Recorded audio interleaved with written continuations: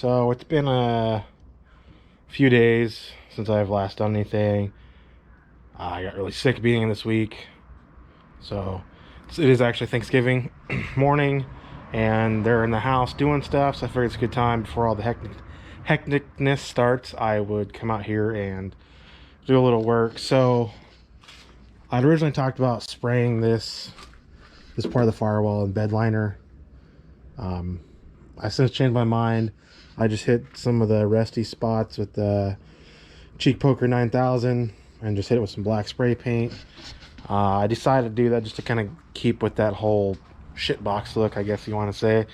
Eventually someday this will get painted and whatnot, but currently I want to try to get the truck going again. My daughter's been up my butt about, Dad, I want to take the Chevy out. So that's where we're at with that. I'm going to speed up the process and just worry about this later down the road. So I don't remember if I talked about the inside of the truck last time. So I got all the unnecessary wiring dealt with anymore. I still got to pull this out, but took out all the, I'll be taking out the gauges, the tack, the wideband.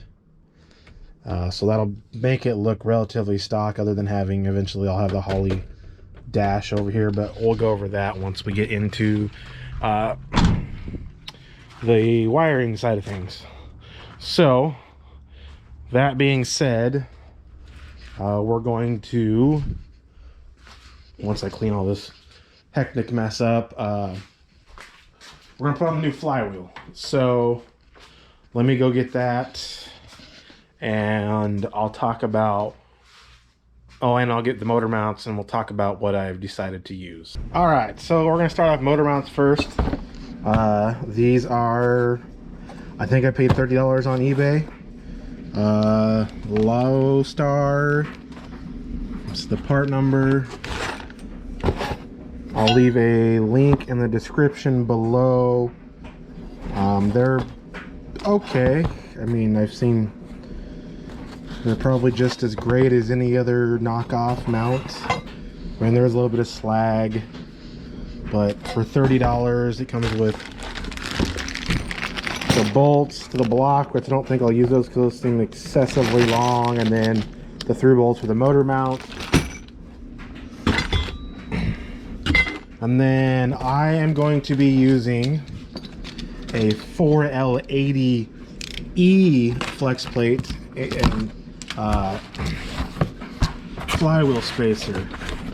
So the reason I chose this versus using the stock 4L60 and using the snout adapter for the torque converter is this, the 4L80E and the Turbo 400 350, they share a similar bolt pattern when it comes to, for the torque converter. So this has a spacer built in, so it pushes, also it pushes this a little bit farther away from the engine, so your spacing for your torque converter is not as much of a space. You need, was it 1/8 inch to 3/16. So I'll kind of show you what I meant by how this bolts up. So at least on this this converter, it has multiple pads. No, supposedly this is an aftermarket converter, I don't know. But if you take the 4L80E and you turn it just right, you can get supposedly get the holes to line up, which I'm finding that to be very true. I just had to get it right on the crank, but you see all of these holes line up, and all I'll have to do is run a spacer on the back side of 1/8 to 3/16 and wazam. So that's what we're gonna do for that.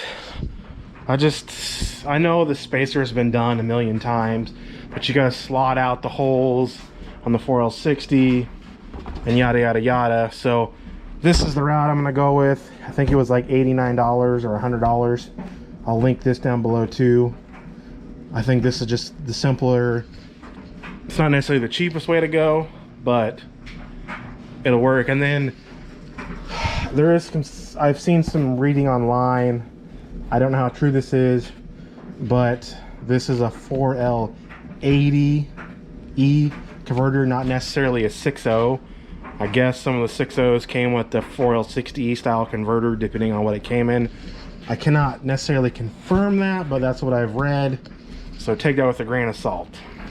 So we're gonna go ahead and get this thing off the stand, and we'll put motor mounts on first, and then I'll get the flex plate on, and we'll try stabbing this thing in, and maybe we can get this in today, and I'll be one step further.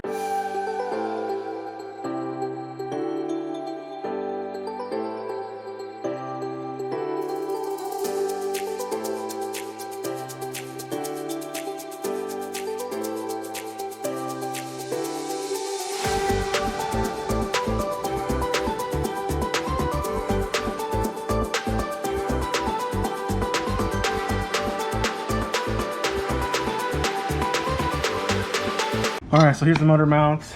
The bolts that actually came with it actually ended up working perfect. The stock ones were, they could have worked, but if you would have torqued it, probably would have pulled out.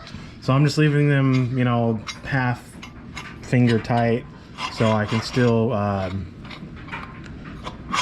slide the plate into place, because I don't know exactly where it's going to be per se, because it kind of varies with transmission and whatnot. So I'm going to leave these like this. So far everything went fine, the holes lined up, so I have no complaints on that. But I guess we'll see when we get in the car and what happened, or in the truck, and may change my mind. So we're gonna move on to the flex plate now.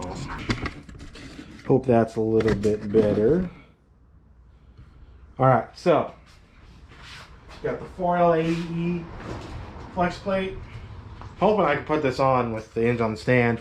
So it's gonna come around like so, which, sweet, that worked.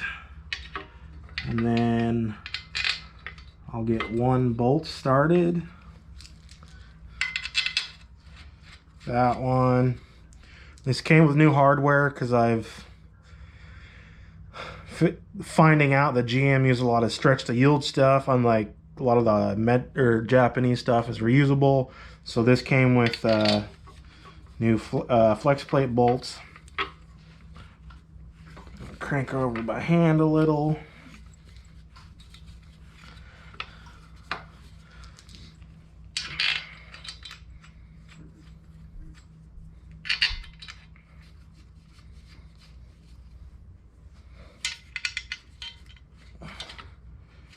Which I find really weird with these is everything's like a odd metric, a 15. It just kind of weirds me out, some of this stuff. So I'm gonna grab the Ugga Dugga and we'll give those a few hits.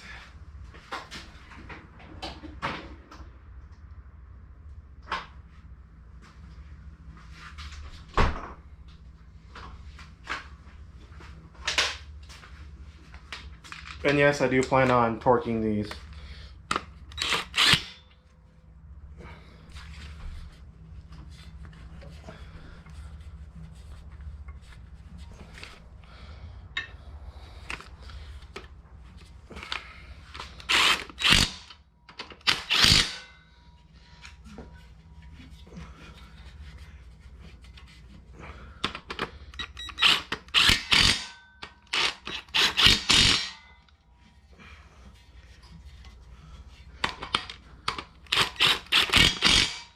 Alright, now I'll grab the torque wrench. I'll hit him with the torque wrench. We'll get it flipped over. We'll get the lift plate on it, and we'll see about trying to get that thing in the truck.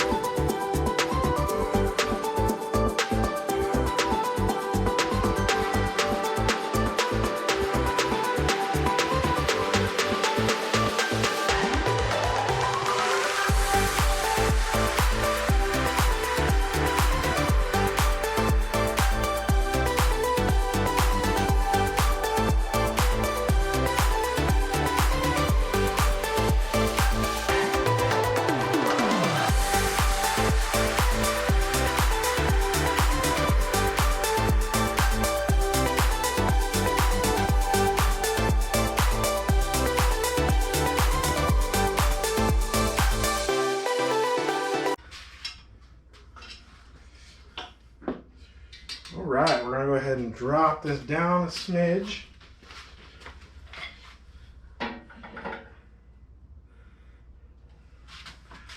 We'll see what happens. Get the old throttle cable out of the way. Then make sure the dipstick for the Turbo 400 is not catching on anything. Just twist that out of the way a little bit.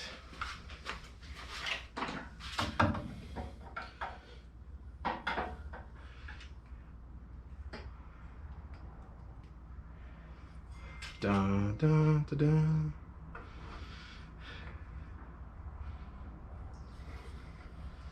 All right.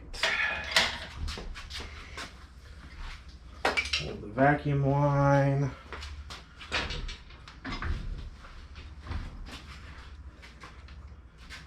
I'd say we're getting pretty close. Wish this thing would stop twisting. We'll go down a little bit more. It's caught.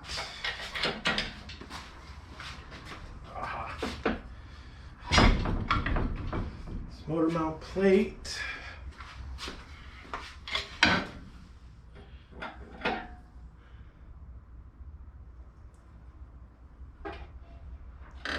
Okay.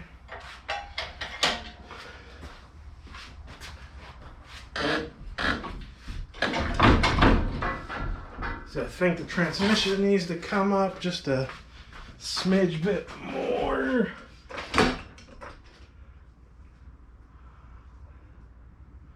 So I think right there should be pretty close.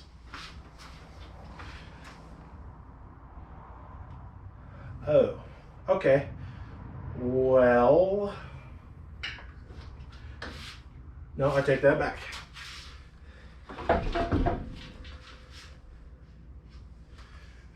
Let's see.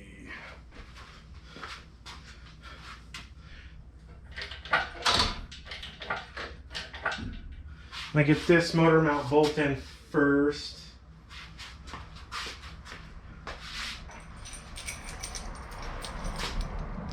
So it looks like it's slightly pulling to the one side.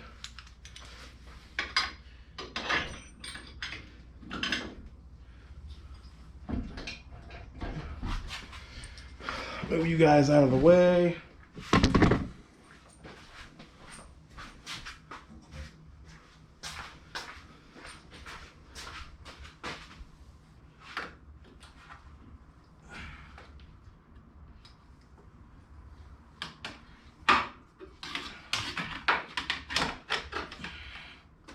None of this is ever perfect.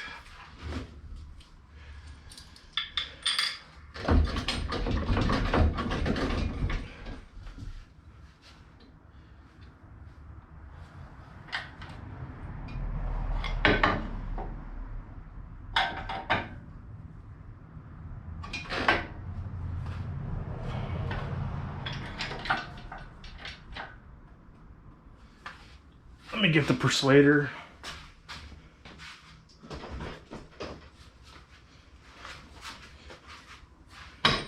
All right. So we got that side. Mount bolt in.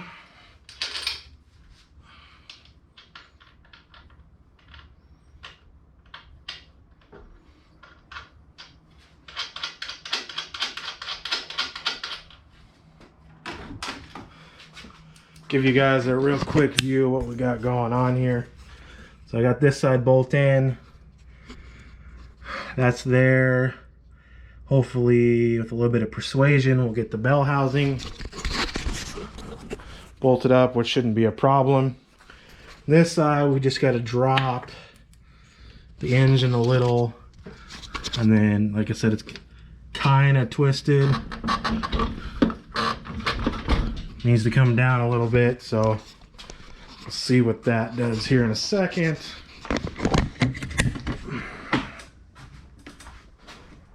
It's probably gonna take some shimmy in, and whatever else. All right, so I somewhat got it in place. I don't have the bell housing bolted up yet, so not everything's pulled back yet, but I'm hoping, as you can kind of see here, the oil pan is hitting on the cross member here. Might have to space out the motor mount, but then I have still quite a bit that the engine needs to come back. So I'm gonna get underneath here and make sure that the transmission and the pilot part of the flywheel and the torque converter are lining up properly, and then maybe we can get the engine to pull back some more and hopefully avoid this problem. So I'm gonna get my chubby behind down there and see what it's looking like.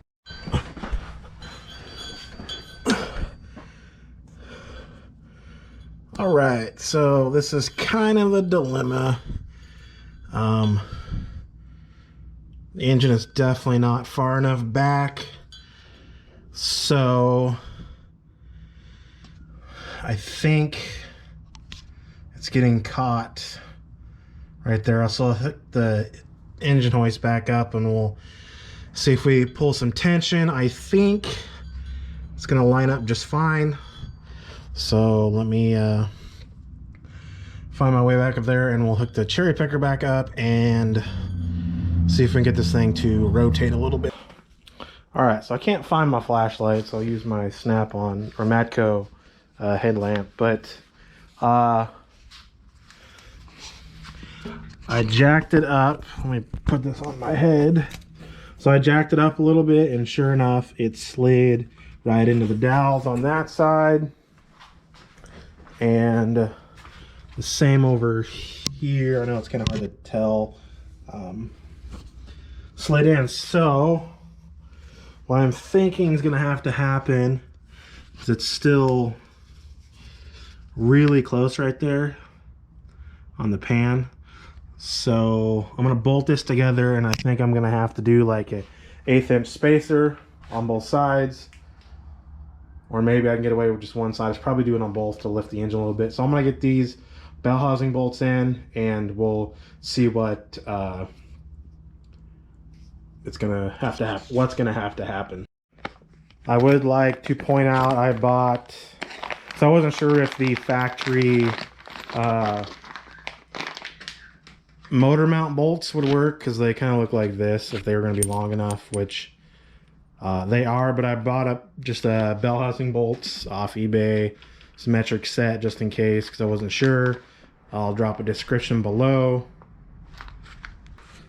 All right, so we are officially, I gotta get my cold beverage, Pepsi of choice, not sponsored.